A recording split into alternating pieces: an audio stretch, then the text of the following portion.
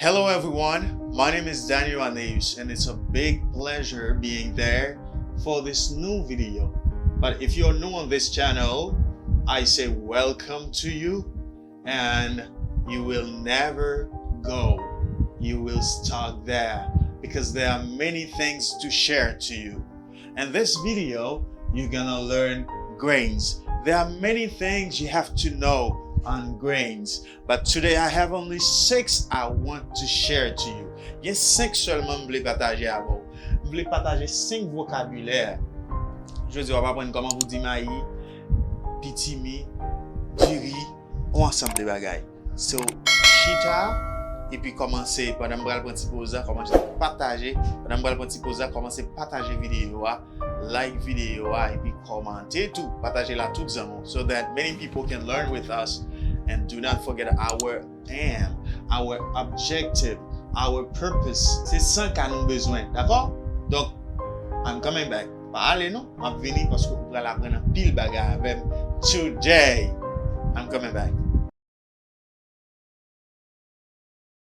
Welcome back. Almost every day you're asking yourself, how can I say pois? How can I say Diri, teacher?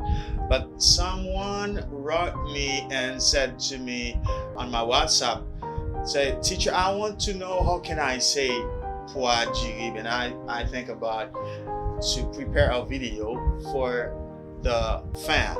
I wanted to share something new and please the person. Devle partager un bagay de nouveau et puis faire moun plaisir. But not only him, you also you're gonna learn some new things. Things maybe you didn't know before. But bagay ou peut-être pas connaît avant. Let's get started. The first one is corn. Ça c'est corn. Corn. You see the picture of a corn? Est-ce que nous avons picture corn? No, c'est qui corn là? Yes, corn. Do you like corn? Est-ce qu'on aime corn? Corn means maïs. Corn. You pronounce it comme corn. Hey, do not forget when you go to the market to buy corn, because I'd like to eat corn today. Do you like corn? Est-ce qu'on aime corn? Est-ce que vous aimez corn? If you do not know corn, you can say maize. Maize. Like that. Let me write it for you. You can say maize.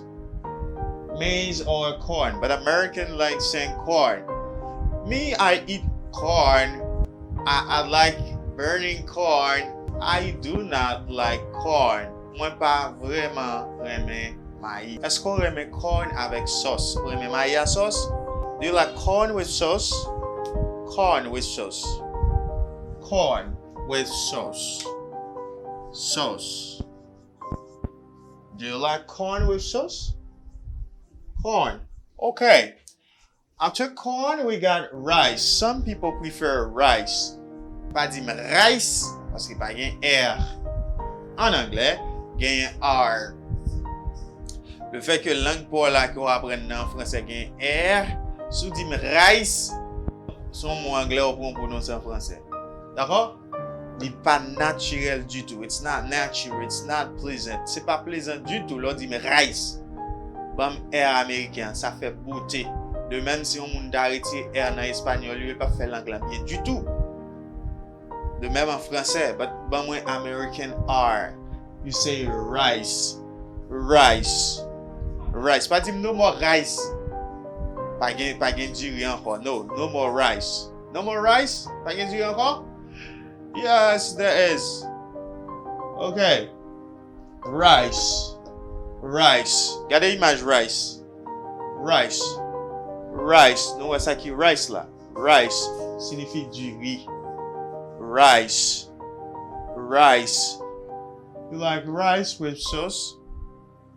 Yeah, me, I like rice because I am Haitian and then I was born in Artibonite. You know?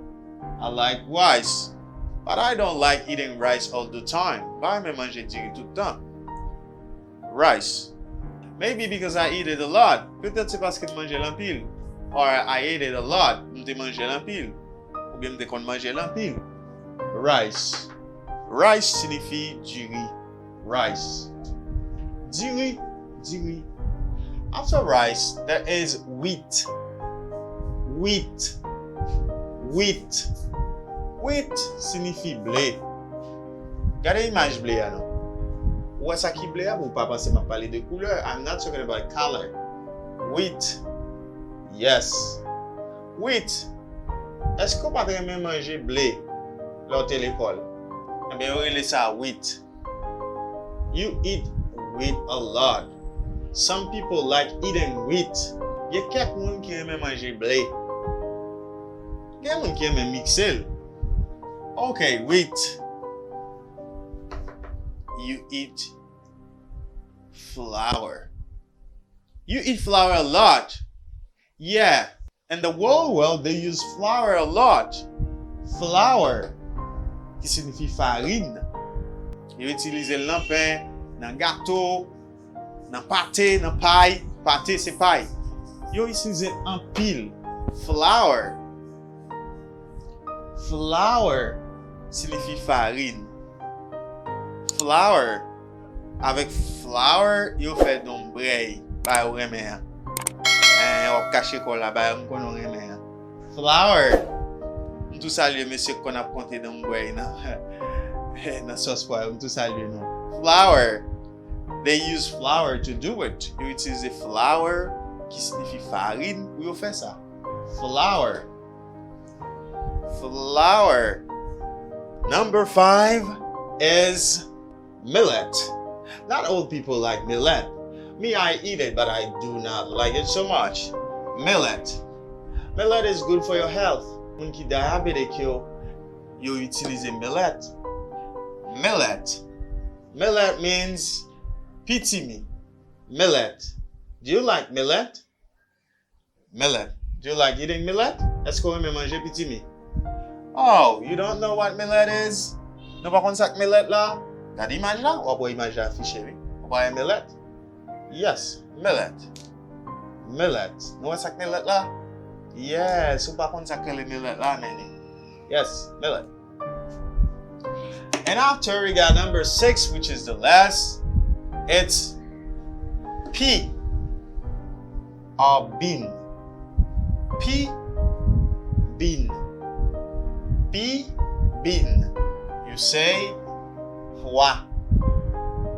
Pea or bean.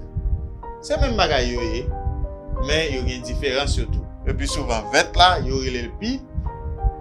Ça qui plus, comment c'est ça qui vête là, qui va aller plus ou moins paraître dur, puis costaud, qui va sèche là. Il y a le bean. Pea, bean. Ok. Faut te rappeler pour moi sous son jet. Do you remember corn? Ça prononce comme corn, maïs, rice, diri, wheat, blé, flour. Notez ouais image flour, farine, millet, pitimi, pea ou bien bean, pois. Okay. We're gonna mix them. On va mixer.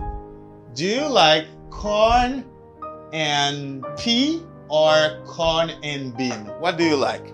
Est-ce qu'on aime maïs à pois, pois vert, ou bien maïs à pois sèche? What do you like?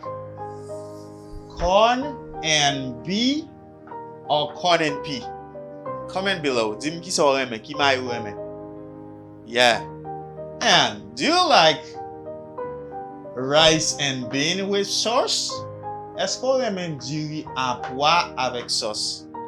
Do you like rice and bean with sauce? Rice and. When I say and, c'est ça. And. Rice and bean. Rice and bean with sauce. Rice and bean and sauce. Yes, probably you love it. Rice and bean and sauce. Because you're Haitian. Do you like wheat with bean? Wheat and bean. Wheat and bean with sauce maybe. You like it? Yes, wheat and bean. C'est tout le monde avec ce mot. Hey, wheat and bean. Some game, I don't like that.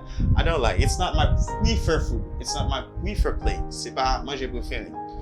wheat and bean? Or do you like millet and bean with sauce?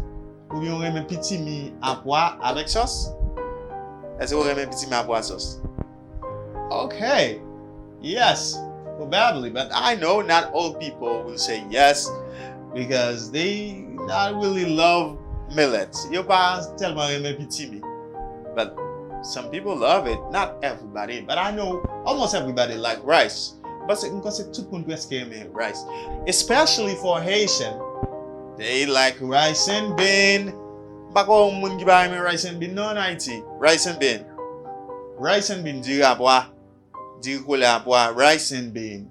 Let me write it for you. Do you like rice? Rice and bean? Oh yeah, rice and bean. Good.